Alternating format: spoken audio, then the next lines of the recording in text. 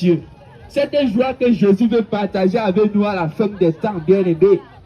Cette joie que Jésus veut partager avec nous à la fin des temps. Bien-aimé, n'endurcis pas ton cœur. N'endurcis pas ton cœur. Jésus t'aime encore. Jésus t'aime encore. Jésus t'aime encore, bien-aimé. Le ciel est là. Mais ce sont les violents qui vont entrer à l'intérieur. Ce sont les violents. Si toi tu n'es pas violent, tu ne dois pas entrer au ciel. Est-ce que tu sais ça? Si toi tu t'attaches encore aux traditions, tu refuses d'accepter Jésus, tu ne dois pas entrer au ciel. Tu ne dois pas entrer au ciel, bien-aimé. Jésus a dit dans Jean chapitre 16, verset 1, « Je vous ai dit ces choses pour que ça ne devienne pour vous une occasion de chute. » Et chacun de nous a écouté cette parole. Et chacun de nous sait quelle distraction l'éloigne de Dieu. Peut-être quand tu pars à l'église, tu passes ton temps à dormir, tu passes ton temps à te distraire. Et quand le pasteur finit de prêcher, tu dis que il a fini ses bobards. Bien-aimé, Dieu nous donne cette chance-là. Chrétien ou pas chrétien. Et c'est le temps de cette chance-là. C'est le temps de la miséricorde de Dieu pour toi, mon frère, pour toi, ma soeur. Jésus t'aime. Et il t'aime encore. Jésus t'aime encore. C'est pour ça qu'il nous a avertis. Il a dit, je vous ai dit ces choses pour que ça ne devienne pour vous une occasion de chute. Parce qu'il a vu plusieurs personnes vivre dans le péché. Et plusieurs personnes devaient aller en enfer. Parce qu'ils ont passé une vie de péché sur la terre. Et plusieurs personnes devaient être surpris.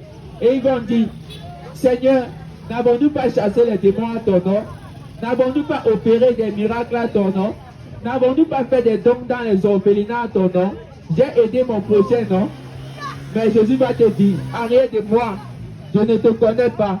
Toi qui commets l'iniquité. Et c'est un pour toi, mon frère, ma soeur. Toi qui connais l'iniquité. Dieu regarde au cœur que tu as. Réveille-toi. Quel est l'état de ton cœur? Quand tu es en train de combattre avec un péché. Ou peut-être quand un péché te combat. Ou peut-être quand un péché te combat, tu nages dedans. Bien-aimé, ne sois pas le genre de personne qui nage dans le péché. Ne sois pas le genre de personne qui nage dans le péché, bien-aimé. Il y a certaines personnes qui se disent qu'ils ont donné leur vie à Jésus. Ils se disent comme ils partent à l'église, ils donnent les dîmes, ils donnent les offrandes. Et chaque dimanche, ils sont à l'église. Ils se disent que non, ils sont déjà sauvés. C'est pour ça qu'on voit certaines personnes, on les prêche la parole, ils disent, oh, j'ai déjà reçu Jésus, je connais Dieu, n'est-ce pas? Je me suis même déjà baptisé. Je suis ancien d'église. Bien aimé, ce n'est pas ça qui va t'amener au ciel. C'est eux qui avons construit l'église de Cadron, là. Si en disant cela, et que tu avais accepté réellement le Seigneur Jésus, comme ton Seigneur et Sauveur personnel, oui, c'est bien, bien aimé, tu dois aller au ciel. Tu ne dois pas aller en enfer. Tu ne dois pas aller en enfer. Si tu acceptes réellement Jésus, si tu acceptes, si tu es reconnaissant vraiment qu'il est venu, il est mort sur la croix pour toi, pour te sauver, afin que tu ne partes pas en enfer. Parce que Dieu aime sa créature. Dieu qui t'a créé, il t'aime. Malgré tous tes défauts, malgré tous tes péchés, il t'aime encore. C'est Dieu qui a tout créé. Au commencement, la Bible dit qu'au commencement était la parole. Et la parole était avec Dieu. Et la parole était Dieu. Et la parole est venue avec la vie. La vie est la lumière des hommes. Et la lumière a éclairé dans les ténèbres. Mais les ténèbres ont refusé la lumière. Les ténèbres ont préféré rester dans l'obscurité. Que ça ne soit pas ton partage. Et Dieu a envoyé quelqu'un. Dieu a envoyé Jean-Baptiste.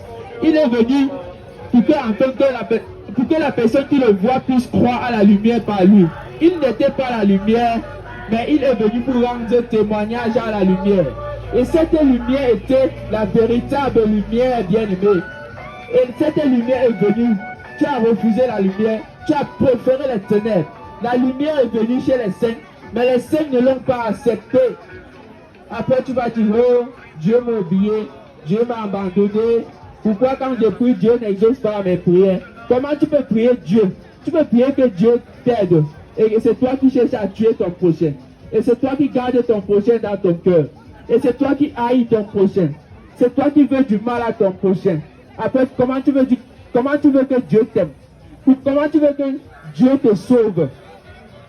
Pour que Dieu te sauve, il faut d'abord que tu aies. Il faut d'abord que tu aimes ton prochain. Il faut d'abord que tu aimes ton prochain comme toi-même. pour que Dieu puisse exaucer à tes prières, il faut d'abord que tu aimes ton prochain comme toi-même. Bien-aimé, aime ton prochain comme toi-même. Aime ton prochain comme toi-même. Ne dis pas que chaque dimanche on te voit. De lundi à dimanche on te voit avec les habits blancs. Tu dis que tu pars à l'église. Tu vois les yeux des gens que chaque dimanche on te voit avec les habits blancs. Mais c'est toi qui haïs ton prochain. C'est toi qui gardes ton prochain dans ton cœur. C'est toi qui souhaites du mal à ton prochain. Quand ton prochain a mal à la